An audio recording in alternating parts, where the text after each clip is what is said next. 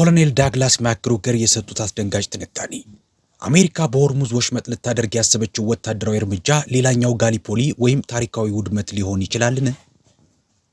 የዓለም ስርዓት እየተናጋ ባለበት በዚህ ወቅት ይህን ወሳኝ መረጃ እንዳያመልጡ ቪዲዮውን እስከ መጨረሻው ይከታተሉ። ለዚህ ቻናል አዲስ ከሆኑ ሰብስክራይብ በማድረግ ቤተሰብ ይሁኑ። ትንታኔው ከተመቻችሁ ደግሞ ላይክ ማድረጉን አይርሱ። በመጨረሻም ይህን ቪዲዮ ከየትኛው የዓለም ክፍል ሆናችሁ እየተከታተላችሁት ነው? ያላችሁበትን ቦታ ኮሜንት ላይ ጻፉልን።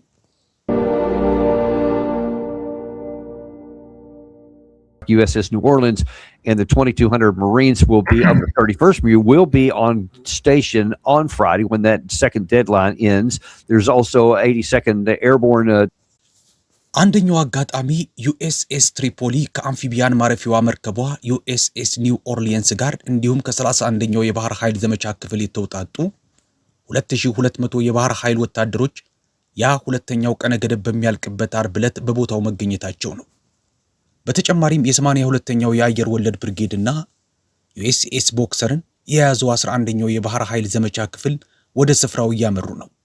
ጥያቄው እነዚህ ኃይሎች ምን ሊሰሩ ይችላሉ የሚል ነው። እኔ በግሌ የካርክ ደሴት ጉዳይ የማታለል ሥራ ይመስለኛል። ምክንያቱም የመሬት ላይ ውጊያው አስቸጋሪነት በጣም ከፍተኛ ስለሆነ ማንም እዚያ ይሄዳል ብዬ አላስብም። ምናልባትም ይሄዱ ይሆናል፣ ግን በአጠቃላይ ወደ 5000 የሚጠጉ የባህር ኃይል ወታደሮችና ጥቂት ሺህ የአየር ወለድ ጦር ከኤ10 ተዋጊ አውሮፕላኖችና ከአፓቼ ሄሊኮፕተሮች ጋር ቢሰማሩም በወታደራዊ እይታ ምን ያህል ውጤታማ ሊሆኑ ይችላሉ? Militarily for them to do. It's important for Americans to understand something. What you do as a soldier, sailor, airman, or marine after you arrive is much more important than how fast you get there. አሜሪካውያን አንድ ነገር መረዳት ይኖርባቸዋል። አንድ ወታደር መርከበኛ ወይም የባህር ኃይል አባል በምን ያህል ፍጥነት ቦታው ደረሰ ከሚለው ይልቅ እዚያ ከደረሰ በኋላ ምን ይሰራል የሚለው እጅግ ወሳኝ ነው። በአሁኑ ወቅት ትኩረቱ ቀላልና ፈጣን መሆን ላይ ነው።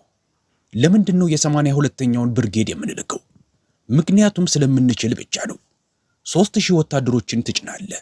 እርግጥ ነው ሰራዊቱ ሁልጊዜ እንደሚለው ከሆነ አንድ ብርጌድ ከላክን ያንን ለማስተዳደር ባለ 2 ኮከብ ጄኔራል፣ ምክትል ባለ 1 ኮከብ ጄኔራልና ምናልባትም ከ150 እስከ 200 የሚጠጉ የስትራቴጂ አውጪዎችን የያዘ የክፍለ ጦር ዋና መምሪያ ወይም ዲቪዥን ሄድኳርተርስ በቦታው መገኘት አለበት ይላል። ይህ ያረጀ የሁለተኛው የዓለም ጦርነት አይነት አሰራር ነው። የባህር ኃይል ወታደሮችንም ስለምንችል ብቻ እናስቀምጣቸዋለን። ዋናው ችግር ግን የአየር ወለድ ጦሩም ሆነ የባህር ኃይሉ አንድ መሬት ላይ ከወረዱ በኋላ ምን ያደርጋሉ? ምንስ ሊሰሩ ይችላሉ? አንድን ትልቅ ዋጋ ያለው ነገር ይዘው ሊቆዩ ይችላሉ? ደሴት ላይ ቢወርዱስ ይዘውት ሊቆዩ ይችላሉ? እያየን ያለነው ደሴቶች እጅግ ተጋላጭ መሆናቸውን ነው። It's the size of Borneo. That means that all sorts of precision strike missiles and unmanned systems can annihilate everything on the island. So if you think you're going to go on an island and then hold it for what? በዘመናዊ የሚሳኤልና የድሮን ቴክኖሎጂ ምክንያት በደሴቲቱ ላይ ያለን ማንኛውንም ነገር ማጥፋት ይቻላል። ስለዚህ ደሴት ላይ ወርደህ ለመያዝ ካሰብክ ለምን ተብሎ ነው የሚያዘው? ጥቅሙስ ምንድን ነው? ከኢራን ወገን ሲታይ እንዴት እንዲህ አይነት ስንፍና ውስጥ ይገባሉ ብለው ሊጠይቁ ይችላሉ። ወታደሮቹ በሚገባ የሰለጠኑና ዲሲፕሊን ያላቸው መሆናቸው ባያጠራጥርም ጥያቄው እዚያ ከደረሱ በኋላ ምን ሊሰሩ ይችላሉ የሚለው ነው። አሁን ወሽመጦቹን ብትመለከት ይህ በጣም ትኩስና ወሳኝ ጉዳይ ነው። በዚህ ዙሪያ በሰብስታክ ላይ በዝርዝር የጻፍኩት ጽሑፍ አለ። ሁሉንም ሐሳቦች ከመረመርክ በኋላ የመሬት ጦር አስገብቼ ወሽመጡን እቆጣጠራለሁ ካልክ ምን ማለት ነው? የወሽመጡን ዳርቻዎች ወይም የባህር ዳርቻውን ብትመለከት ወደ 1000 ጫማ የሚጠጋ ገደል ነው የምታገኘው። በሌላ አነጋገር ይህ በቃሉ እውነተኛ ትርጉም ወደ ላይ የሚደረግ እጅግ አስቸጋሪ ዳገት ነው።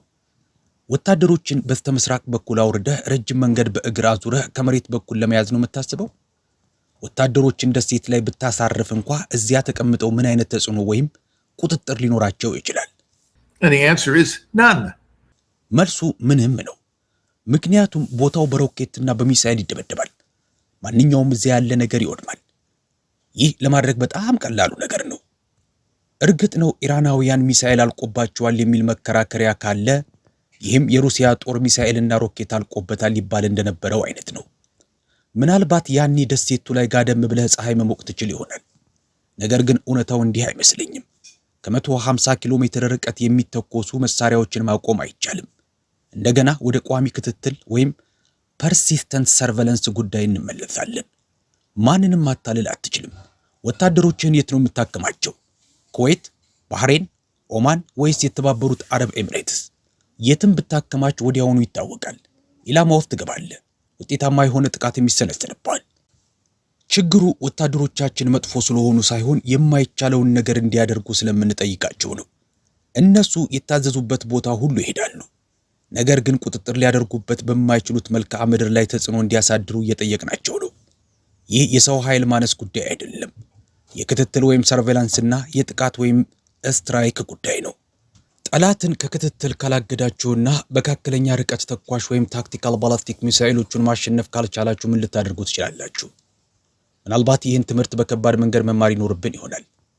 And just real briefly, what about this? Because there's a lot of things swirling around, and a lot of the rumor mills that actually these troops, especially these light fighters, are actually being. አንድ አጭር ጥያቄ ላክል። እነዚህ ቀላል ተዋጊ ወታደሮች ወይም ላይት ፋይተርስ የሚላኩት የኢራንን 400 ኪሎ ግራም የሚመዝን የተከማቸ የኒውክሌር ጥሬ ዕቃ በድንገተኛ ኦፕሬሽን ለመያዝና ኢራን ወደ ኒውክሌር ቦምብ እንዳትቀይረው ለመከላከል ነው የሚሉ ወሬዎች አሉ። ቀደም ሲል ቲም 6 ቢንላደንን እንደገደለ ወይም ማድሮን እንዳስወገድ ነው አይነት ስራ ሊሰራ ይችላል። Well, there's gold in the Amazon jungles. Why don't you go find it? Good luck. I mean, you're looking for the proverbial needle in a haystack. በአማዞን ጫካ ውስጥ ወርቅ አለ። ሄደ ብትፈልገው ይሻላል። መልካም ዕድል። ይህ በገለባ ውስጥ መርፌ መፈለግ ወይም ኒድል ኢን ሃይስታክ ማለት ነው። በሳተላይት ምስሎች ወይም በሌሎች የአየር ላይ መከታተያ ዘዴዎች የራዲዮ አክቲቪቲ ያለበትን ቦታ ለማግኘት ሞክር ይሆናል። ነገር ግን የፈለግከውን ነገር በእርግጠኝነት ታገኛለህ ማለት አይደለም። አንድን በህዋ ላይ ያለን አካል ወይም በላያችሁ ላይ የሚበርን አካል ትኩረት ለመሳብ ብዙ ቁስ አያስፈልግም። 15 ወይም 20 ቦታዎች ላይ ምልክት ብታገኝ በየተራ ነው የምትሄደው? እንዴትስ ነው የምትደርሰው? በሄሊኮፕተር? ሄሊኮፕተሮች በጣም ተጋላጭ ስለሆኑ በድንጋይ እንኳን ሊጣሉ ይችላሉ። ሳይታወቁ ገብቶ መውጣት ትልቁ ችግር ነው። ከነዚህ ግምቶች ሁሉ ጋር ያለኝ ትልቁ ችግርም ይሄው ነው። ሌላው ያነበብኩት ነገር እስከ 200,000 ወታደር ሊያስፈልገን ይችላል የሚል ነው። ይህ በ1915 የነበረውን የዳር ዳንኤልስ ዘመቻ ያስታውሰኛል። በየካቲት 1915 በቁም ነገር ተጀምሮ ለ9 ወራት ዘልቋል። መጀመሪያ ላይ ወደዚያው ዘለቁ። እነዚህ በቱርክና በአውሮፓ መካከል ያሉ ወሽመጦች እኛ ቦስፈረስ የምንላቸው ናቸው። ሐሳቡ ወሽመጡን ከተቆጣጠር የብሪታንያ ባህር ኃይል ወይም ሮያል ኔቪ እንዲያልፍ ማድረግ ትችላለህ። ከዚያም ኮንስታንቲኖፕልን የአሁኗን ኢስታንቡልን በቀጥታ ጥቃት ስር ታደርጋለህ። ተጨማሪ ወታደሮችንም አውርደህ ዋና ከተማዋን በመያዝ ቱርኮችን ከመጀመሪያው የዓለም ጦርነት ማስወጣት ይቻላል የሚል ነበር። ይህ በጣም ማራኪ ሐሳብ ነበር። ሁሉም ሰው ጥሩ ሐሳብ ነው ብሎት ነበር። ቢያንስ አብዛኛው ሰው። የባህር ኃይል ዘመቻ አዛዡ ሐሳቡ እብደት ነው ብሎ አስቦ ነበር። ነገር ግን በወቅቱ የባህር ኃይል ጸሐፊ ወይም ሴክሬታሪ ኦፍ ዘ ኔቪ የነበረው ቸርችል የአዛዡን ሐሳብ ወደ ጎን በመተው Churchill, who was effectively the Secretary of the Navy, overrode him and said, no, this will be successful.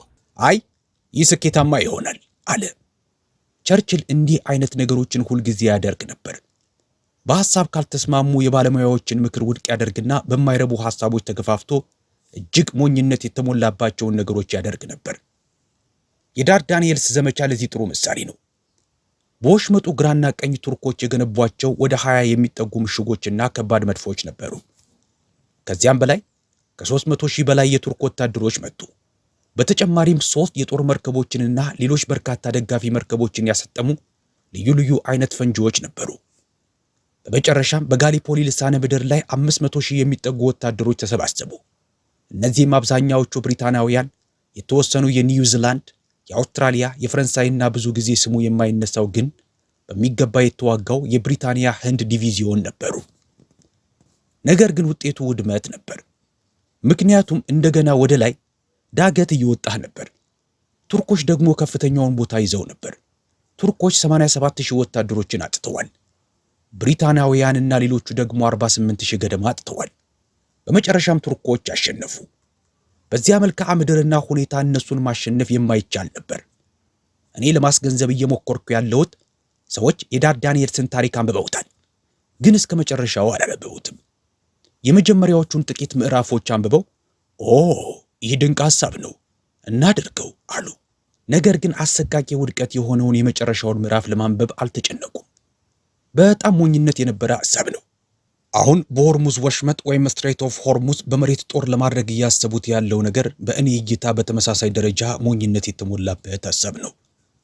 ምናልባት እኔ ተሳስቼ ካልሆነ በቀር ሁሉንም መካከለኛ ርቀት ተኳሽ ታክቲካል ባላስቲክና ክሩዝ ሚሳኤሎችን ካላጠፋ ወደ አንተ ሊወነጨፉ የሚችሉትን ሁሉንም ድሮኖች ወይም አንማንድ ሲስተም ካላስወገድክና ቦታውን ባዶ ካላደረግክ በስተቀር አይሆንም።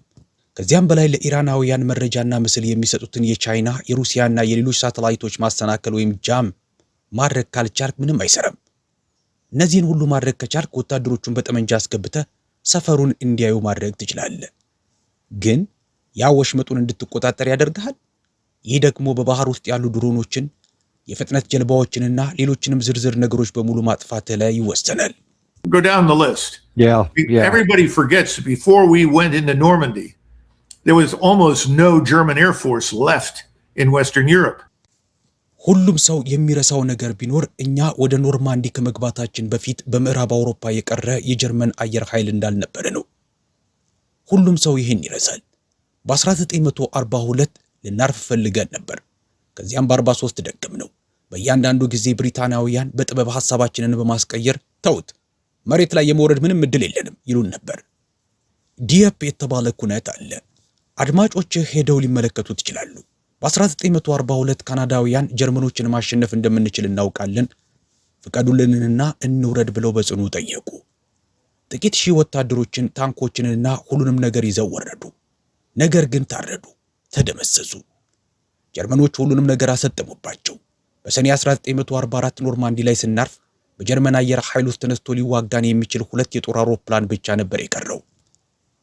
ይህ ከመሆኑ በፊት በ1943 ግን በመቶዎች አልፎ ተርፎም በሺዎች የሚቆጠሩና ከፍተኛ ጉዳት ሊያደርሱ የሚችሉ አውሮፕላኖች እንዲሁም ምርጥ ወታደሮች ነበሩ።